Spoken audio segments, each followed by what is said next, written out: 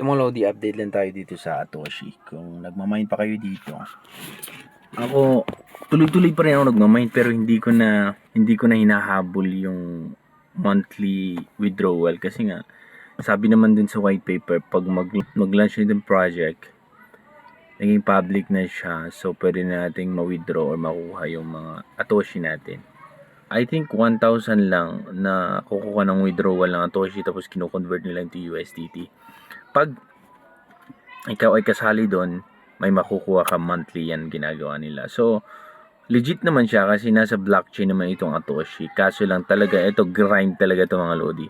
Kahit marami kang na-refer, kahit marami kang, alam mo yun, influencer ka, pero pag wala kang, hindi mo nagawa yung mga ibang task na pinapagawa nila, so hindi ka nag-grind, katulad ng gagamitin mo yung app nila, parang TikTok yun tapos mag-refer ka, hindi mo na gawa yung monthly na pinapagawa nila kasi mayroong monthly na dapat mong matapos lahat para maging masama ka dun sa top 1,000.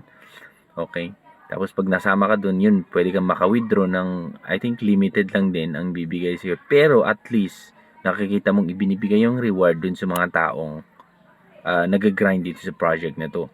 Okay, itong Atoshi. Sa akin, medyo malaki yung Atoshi ko. Kaso lang, inaantay ko na, hindi ko nagagawa yung iba eh. Kaso lang, inaantay ko na lang talaga yung magla-launch yung project. I think ngayong year na to.